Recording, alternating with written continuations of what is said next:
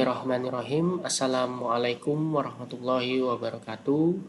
Kembali lagi bersama saya Adi Yusuf Yanwardi. Saya merupakan CPNS dari Pemkot Cirebon, pemerintah Kota Cirebon, yang saat ini sedang melaksanakan Latsar CPNS. Pada kesempatan kali ini saya akan memberikan gambaran ataupun beberapa resume dengan materi kesiapsiagaan bela negara. Sebelumnya materi ini diberikan oleh Pusdikmin melalui Ibu Ayu Aprilia Putri. Oke, langsung saja. Dari kesiapsiagaan bela negara sendiri yaitu ada suatu keadaan siap siaga yang dimiliki oleh seseorang baik secara fisik, mental maupun sosial dalam menghadapi situasi kerja yang beragam dan dilakukan berdasarkan kebulatan sikap dan tekad secara ikhlas dan sadar disertai kerelaan berkorban sepenuh jiwa raga yang dilandasi oleh kecintaan terhadap NKRI berdasarkan Pancasila dan UUD 1945 untuk menjaga, merawat, dan menjamin keberlangsungan hidup berbangsa dan bernegara. Oke, jadi tadi kami dipaparkan juga terkait sintesis modul untuk bela negara. Ya, jadi di sini memang alurnya adalah hak dan kewajiban bela negara untuk warga negara, menjadi nilai-nilai bela negara yang diaktualisasikan dalam kesiapsiagaan bela negara, yang merupakan fungsi dari ASN juga, yaitu untuk meminimalisir AGHT, yaitu ancaman, gangguan, hambatan, dan tantangan. Untuk mencegah dan meminimalisir masalah tersebut, disiapkanlah warga negara untuk kesiapsiagaannya dalam bela negara. Kemudian juga ada dari sisi menjunjung kearifan lokal, ya. Jadi tentunya dalam pelaksanaan kegiatan sehari-hari kita juga harus memperhatikan hal-hal yang dan juga kekondusifan dalam kegiatan kita sehari-hari. Kemudian juga mental, ya. Di sini tentunya selain jasmani, secara rohani pun kita harus siap dan siaga untuk bisa menunjang kemampuan awal bela negara secara mental, ya. Tentunya ini berkaitan dengan emosi, kemudian juga kesehatan kita dalam berpikir serta manajemen stres gitu.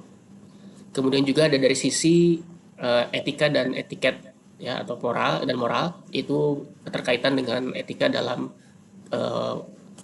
pelaksanaan kegiatan kita sehari-hari, khususnya terkait keprotokolan seperti itu. Ya, ini bentuk kesiapsiagaan jasmani.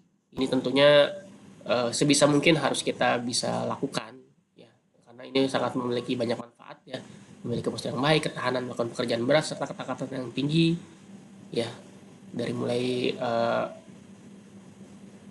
lari, pull up, bahkan berbagai macam bentuk olahraga untuk bisa menunjang kebugaran kita. Ya, kemudian juga ada kesiapsiagaan mental, ya, tentunya di sini terkait emosi yang saya bilang sebelumnya. Jadi memang dalam kesiapsiagaan mental ini lebih ditekankan kepada kesadaran diri sendiri, pengelolaan emosional, kesadaran sosial, serta pengelolaan hubungan sosial.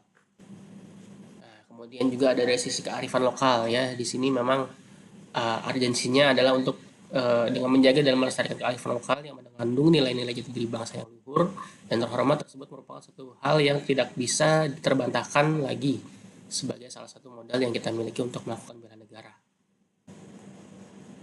Di sini juga ada tentang keprotokolan, ya. Protokoler ini erat kaitannya dengan kehidupan ASN ataupun aparatur negara, karena pada setiap momennya, entah itu dalam upacara, entah itu dalam kegiatan sehari-hari, tetap ada satu yang namanya etika, yaitu protokoler.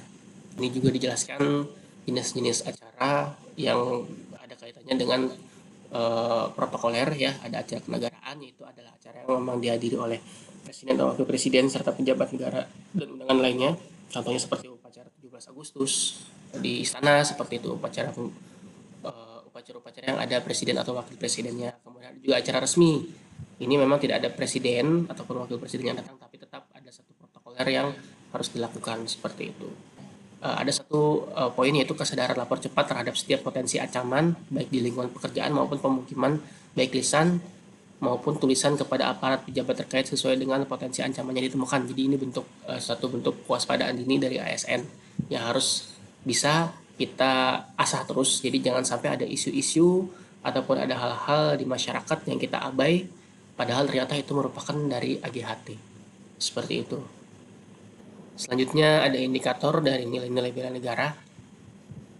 Ya, secara poin penting di bela negara ini yaitu secara konkret kita harus bisa memiliki kemampuan integritas dan kepercayaan diri yang tinggi dalam membela negara dan bangsa, kemudian mempunyai kemampuan memahami dan mengidentifikasi bentuk-bentuk ancaman di lingkungan masing-masing, senantiasa menjaga kesehatan sehingga memiliki kesehatan fisik dan mental yang baik, memiliki kecerdasan emosional dan spiritual serta intelijensi yang tinggi, serta memiliki pengetahuan tentang kearifan lokal dan menyikapi setiap ancaman, sampai dengan yang terakhir memiliki kemampuan dalam memberdayakan kekayaan sumber daya alam dan keragaman hayati. Mungkin itu beberapa poin resume yang dapat saya sampaikan dari agenda bela negara. Uh, Mohon maaf apabila mungkin dalam penyampaian materi maupun pemaparan ada yang keliru dari saya. Semoga apa yang saya sampaikan bisa memberikan manfaat untuk kita semua. Terima kasih sekali lagi. Salam sejahtera untuk kita semua. Assalamualaikum warahmatullahi wabarakatuh.